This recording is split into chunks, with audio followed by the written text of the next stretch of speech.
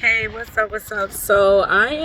This is your girl Meredith, and it is, I think, day 4 and 5. So I'm gonna put two together, and I'm gonna make this really quick in regards to the home buying process. Right now I am actually out in the park with my kids, and we just kind of took a chill before we get hitting on the road.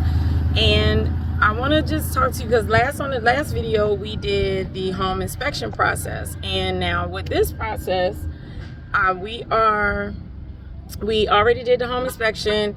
We've done the repair addendum. So in this part of this video is about the repair request. So after you get your home inspection, you want to do what they call repair request. And we did the home inspection rather quickly because it's, like I said in the last video, you want to get it done in a timely manner. You actually only have about 10 days to get it done from the day of the ratification.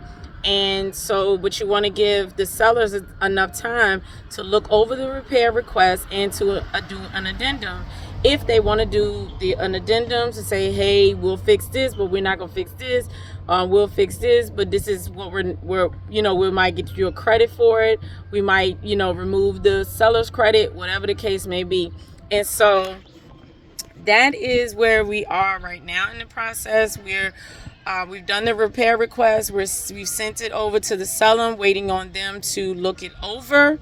And once they do that, then we'll move through the next step. So behind the scenes of after that, and one of the things about home inspection, again, I say it's so very important. Some of the things that we asked for repairs for were safety things, or things involving the electrical system, the water system, because those can get very, very costly if you decide that you're not going to do a home inspection, and even after the fact. However, when someone comes to your home, like a plumber or something, after a repair request, you've done a home inspection, at least they can say, well, this part is on a warranty, or, it's not going to be, so super, super bad. And they don't obviously look at you funny, because they'd be like, why didn't you get this inspected and done before? Because it probably could have been a problem that could have been repaired and not been handled at this point, because now you got to call in a plumber or an electrician or whatever the case may be. So we did make sure that some of the safety features that were involved with the house were being requested to be repaired. And I'm confident that they're gonna do it. I believe that if you're trying to make, if you are trying to profit off of a home as being someone who sells a home, because we got it from a contractor, a company, and so it's not like a person who actually lived in that home. This home has been off the market for quite some time. It was actually a pure flip. And so we're gonna leave in a little bit because we gotta go do a delivery. Boop. No, can't be kidding. Watch out, stay out of the street, please. And so, with that being said, you want to make sure that you request these things to be done. And the repair addendum was pretty simple. We went through it with my realtor and went through each individual line. If you don't have a realtor that is just straight up thorough and genuine about being thorough, find you somebody else, or contact me if you're in the Virginia area and I can hook you up, okay? Because my realtor is phenomenal. All right. And so that was a plug. So like I said, we went through each line by line, and then we submitted the request, okay? And now we're just waiting for them. The other part behind the scenes was signing a disclosure. And so with that, what the disclosure was is from the lender, and they were basically breaking down, this is what is to be expected as far as like closing costs, the percentage rate. So again, I was pretty much re-signing the same contract again, just there was a few pieces added here and there, because again, everything with disclosures is not an obligated amount that I'm going to have to pay. It's just basically telling us that this is roughly what you're going to be looking at. And I have, a down payment assistance program that I'm doing, as well as an FHA. So I'm doing, it's two different loans, but it was a way for me to not have to come out of pocket, and be able to reserve my down payment that I would have had to put out there, on top of my closing costs. So I'm very fortunate and grateful for that. There's so many programs out there. You just got to see if you qualify for it. And that was basically the only program that I qualified for. Other than NACA, I didn't even get to do NACA, but hey, that's neither here nor there. So those are that's what I'm doing in this process. Now, I went and did a disclosure, and let me make something very, very clear for you all. When you are signing disclosures and paperwork from the lender, okay, make sure that you read it.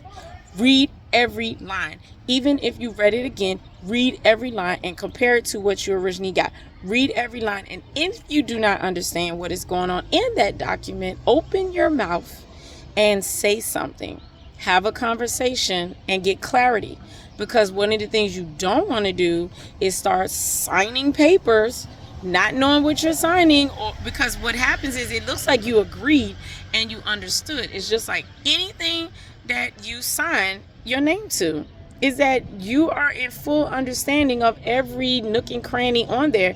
And because it's so many terminologies and languages on those documents, you need to get clarity, especially if you have no idea what it is talking about. And I'm gonna be the first to say, I do not know every little thing that's in there, but I do my research as well, because I again will say I'm not doing this as an emotional buy.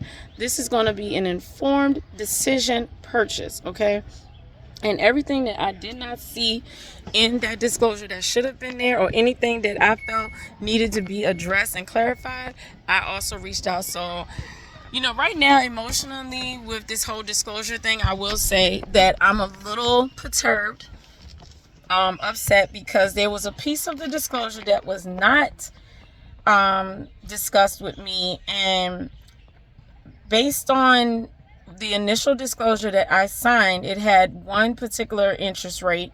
And then the lender asked me if I, not asked me, but he said that we're going to go ahead and lock in your rate at this percentage, which was 0.25% lower than that. Okay.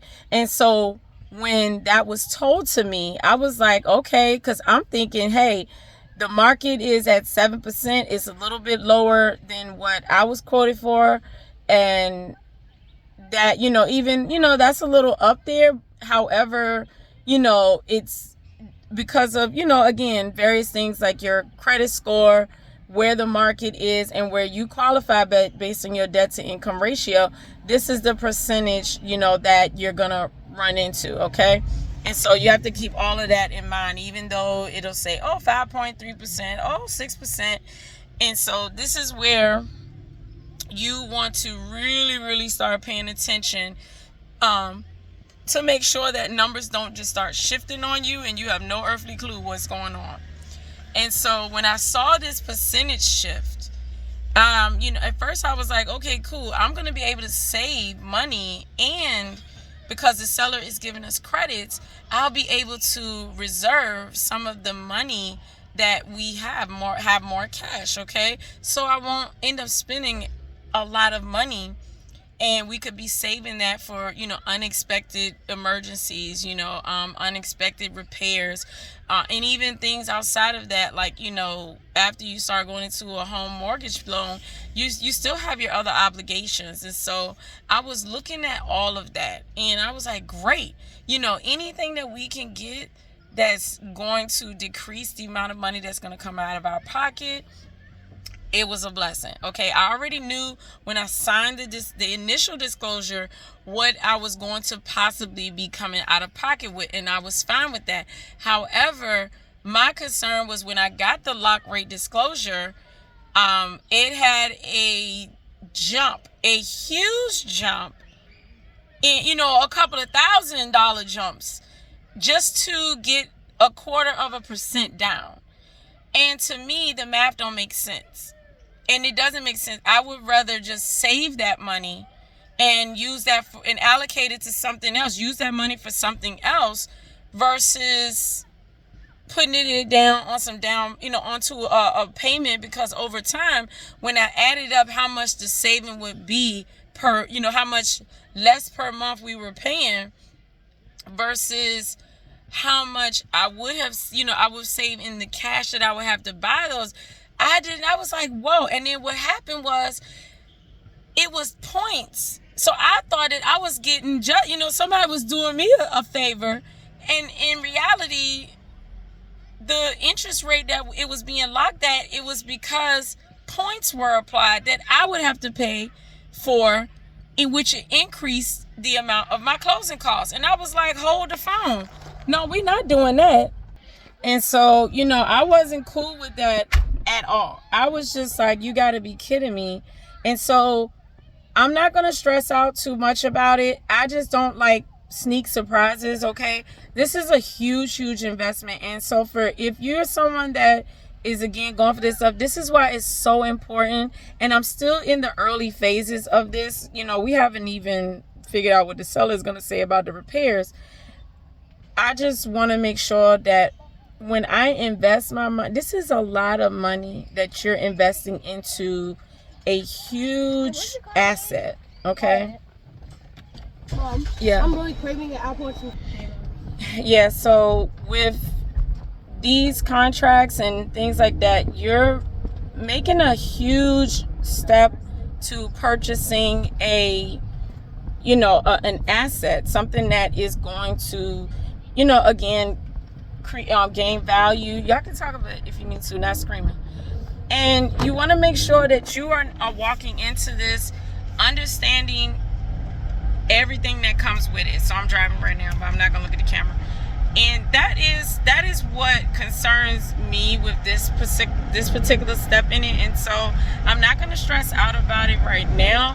What we're gonna end up doing is when it's the next time we've scheduled an appointment to speak with me, the realtor, and the lender to come up to a meeting of the minds and get some clarification. And how did this happen?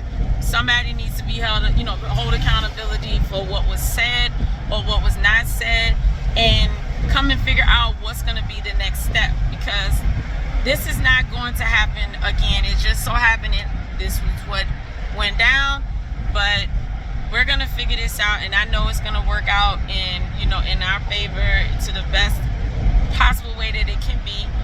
And I don't hold any grudges. I just want people to be accountable for the things that they say or don't say, because again, I've been hustled, I've been swindled, I've went through some financial struggles because of emotional buying, and I had to face those consequences. And so I said to myself, I refuse to go through that again.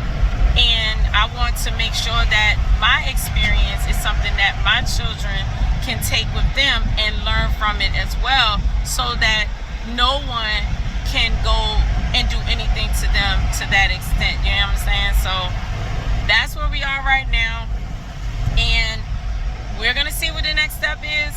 And so we're gonna take a day off for tomorrow. I'm not gonna really do anything with the whole, because it's the weekend, so we don't have to do any more documents. And I also got an engagement letter from the attorney, which is the ones that deal with the title and the title insurance. And the title insurance is basically, you have to get a title there's a title on the homes, right? And what you want to do is, the attorneys are going to look at the property and make sure to see if the deed is clean, if it's any property taxes that are still owed on the home.